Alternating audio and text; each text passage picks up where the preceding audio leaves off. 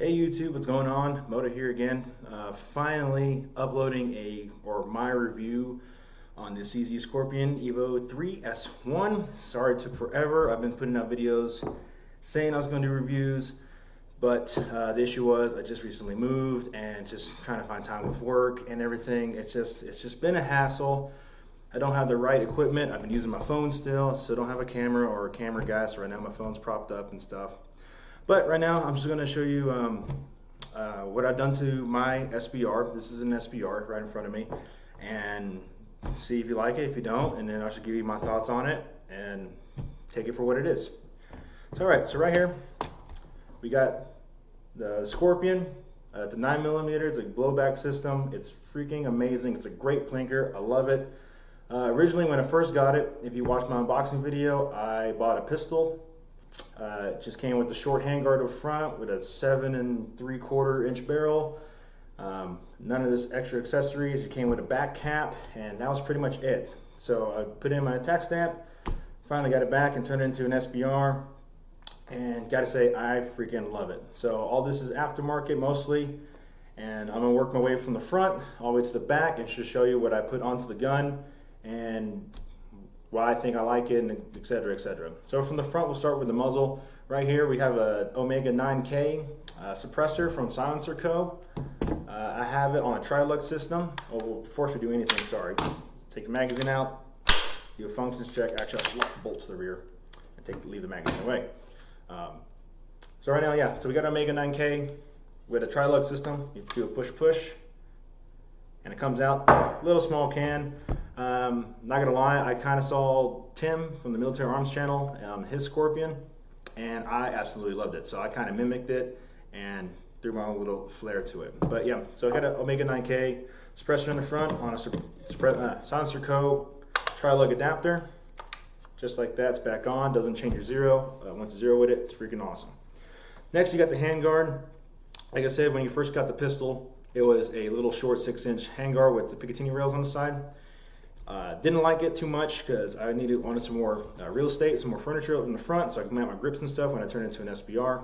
Again, that kind of messes up when you travel, but certainly this still fits into my backpack when I do travel, so it's a good backpacking gun even with this 11.5-inch handguard.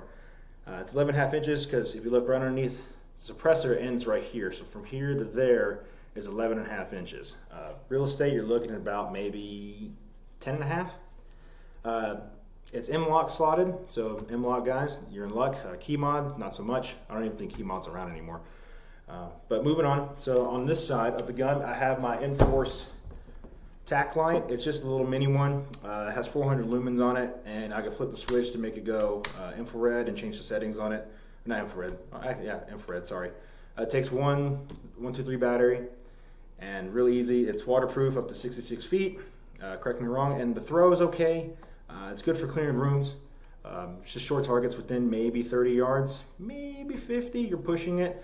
But I have it on the left side, so when I grip it, if you look, it's right there with my pistol grip, and just right there. It's just comfortable for me.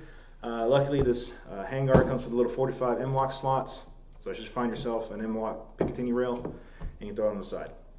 The gun comes with 2 low-profile sights. They do not coexist with my optics, so they're kind of useless.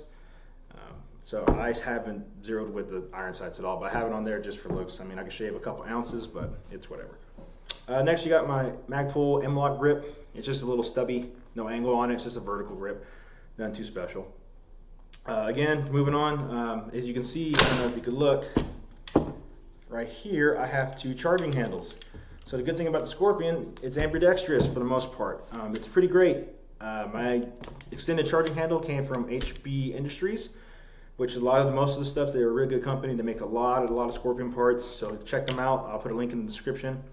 But yeah, they make this extended aluminum charging handle, which is great, and because the original one's kind of small and it's made out of plastic, so you could possibly bump it into something. I haven't yet, but and it possibly could break and you're out of a charging handle. Lucky for the Scorpion, like I said, it's for the most part ambidextrous. You could flip your old charging handle to the left side. So left-handed shooters, you're in luck. Whoever runs my gun, you could charge the gun just like normal. And also, they both can lock back, and you can HK slap it like an MP5, which is great. And this is what I love about this gun. I think it's the MP5, but just that much better. And I love the MP5. But yeah, so I chose this over that. So moving back, as you can see right here on this side of the gun, on the right side of the gun, there's these little plastic, or not, sorry, metal rings. They're like sling mounts, but they're really, really small and kind of not good. So what I did, I went online and had to look. ParkerMountainMachine.com sells these QD mounts right here that mount to either side of the gun, which is great. It's metal, it's QD. I love running QD just in case you gotta take it up quick on and off. But the issue is it's mounting onto a polymer frame. The whole gun's polymer. I figured that out the hard way. I was trying to engrave it with my tax stamp trust fund, but it's polymer. And then I had one back here. I don't know if you can see it. This one broke off again because it's plastic. So when I was mounting or trying to take off my stock, the QD mount just went over that rear cap leg, and I didn't see it. And because this normally pops off normally with a couple taps. Well, sure enough, I tapped it too hard, and then all I hear is a ding, and it popped off and broke. So I haven't sanded that down or anything. It's just a nasty reminder to pay more attention to your tools, I should say. So moving back to the gun, so that's pretty much the front. We go to the optic. I got a Trijicon MRO on top. I love these sights. A nice, good field of view. I got it on a Scalarworks mount. Correct me if I'm wrong in the comments. I can't pronounce that word. Sorry. It's mounted on that 1/3 co-witness. It's great, perfect for the cheek. I don't have to look for it when I'm sighting in. Great optic. Everyone knows Trijicon's, combat tested, combat proven. So enough about that. The Scalarworks mount, on the other hand, it's a QD system, but it's not like your normal QD mount. Normal QD mounts, you have a little throw lever, you tighten it till you need it, so it fixes onto your Picatinny rail pretty nice and tight, and then you flip the lever and it pops off. Well, this one, it has a little rotating gear, or wheel, I should say. You hand tighten it and that's it. But to take it off, it's just hand tighten and you loosen it, and sure enough, it comes off with ease. So, and it holds zero pretty well.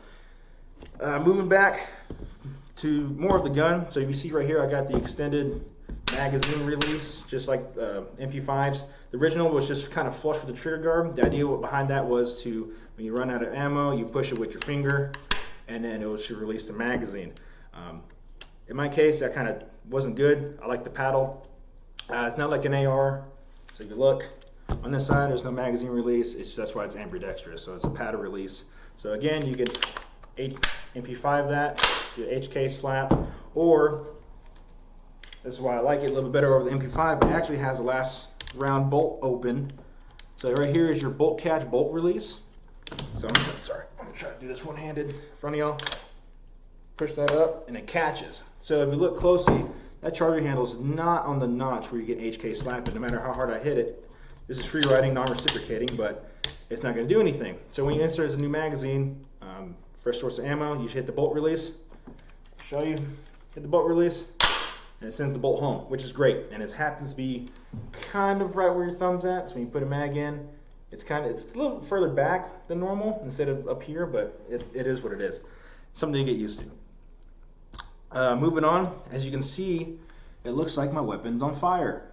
It is not. It is on safe. So what I did, where is it? I got this from Gearheads Works. It's a reverse safety. So whoever uses my gun, if you're a left-handed shooter, sucks for you. So you look on the right, it's a normal safety. It's on safe right now on white, and red's dead, right? So, flip it to red, flip it off safe, it's off safe. But if you look on the other side, it's on fire, and that's out of the way. So my biggest complaint with ambi selector switches is it rides my index finger. With this, it's out of the way. And then it's just natural habit. If I'm at the range and sees fire, instead of trying to flip it up, I just come down, and now it's on safe. So I like that feature. I prefer it. Something to get used to. A lot of people don't like that, and deal with it. So right here, I got a different trigger shoe. The trigger shoe came from Nelson Precision Manufacturing, or MFG. All these links and all this stuff I'll put in the description below. It's a flat face trigger shoe. It's great. My one concern is it's aggressive. So if you shoot I don't know, let's say a couple hundred rounds without a glove on, it will start biting into your finger and it starts getting a little uncomfortable. But you know, manpower, go shoot through it. And I mean, for rainy days, you get sweaty, it'll grip your finger, which is what you want. You don't want to slip off that trigger. But then again, HBI or HB Industries does make an aluminum trigger shoe as well. Now it's a little more smoother and it's more of a shoe, like a horseshoe shape or a curved shape, I should say, rather than a flat face. But I think they also make a flat face. And Rainer makes a flat face trigger as well. But this was the one I was at the time, and I went with it. And then again, I bought this gun 3 years ago, so this is what I added to it. Also, HB Industries sells a trigger kit to reduce your trigger pull. So originally this trigger was roughly about 8 pounds, 9 pounds, correct me if I'm wrong. But that trigger pack drops it down to about 5 to 5.5, which is decent. It's not the best, it's not a Geissele or anything, but for what it does, it shoots. It's a lot better than 8, 9 pounds. So moving back to the grip, this is not the original grip, obviously. The original grip was too far forward, more aggressive. I guess more like a ARM A2 style kind of grip, and no one likes those. So where did I get this from? Grip. There it is. I got it from Yeti-Works. Sorry, Yeti-Works. It's called the Switchback. So if you look closely, there's a pin down here, and you can push that pin out, slide this back strap off, and put a flat back strap on. So it's the interchangeable straps, which is great. So you can go flat or a curved strap like those M27s or the IARs or whatever we want to call them, the HK guns. And also this, at first, I bought the very first couple sets. This is 3D printed. That's pretty decent plastic. It's held on by the screw right here. More tension, the tighter it is. Don't torque it down too tight because you will crack your grip, which would suck. But other than that, holds well, nice grooves, I like it, and also has a storage compartment at the bottom, which is a plus. So moving on to the back, HBI, or HB Industries, again, also makes the Zhukov Magpul stock, which goes for 8Ks for the Scorpion. If you look at the original Scorpion buttstock, it's okay. I mean, if you want to go authentic, you can get it. But I prefer this. Magpul is just a great company, and they make great products. And I figured, hey, why not throw it on my Scorpion? That'd be kind of cool. So all you got to do is pop off your back cap, and then it comes with the adapter. Boom, slides right in, clicks right in, and it's awesome. So you got the side folder, folds to the side. It's tension held. There's no clip or anything on the side to hold it in, but tension's pretty good. Also, while firing, it does, as you can see, you might be wondering if it blocks your ejection. It does not. It actually still ejects, which is pretty nice. It might ding up your stock a little bit because it bounces off your stock, but it holds it in pretty well. Also, will take on and off. As you can see, there's a little black button in there. You push it in with a punch, and then you just tap the adapter up, and it'll come right off. And then clicks right into place. Ta-da. Also, just you can adjust your length of pull. I keep it short because I like short packages. No pun intended. But that's pretty much the gun. That's what I added to it. And again, sorry it took so long. I'm going to add some more shooting videos. Yes, it does bump fire. Bump fire is pretty good. Yes, it's quiet. It sounds like you're slinging a rubber band with a suppressor on it. Pretty sweet. Yeah, so all I added to it, the trigger shoe, the charging handle, the Magpul stock, and the trigger pack are all from HB Industries. Pistol grip from Yeti-Works. The reverse safety is from Gearheads Works.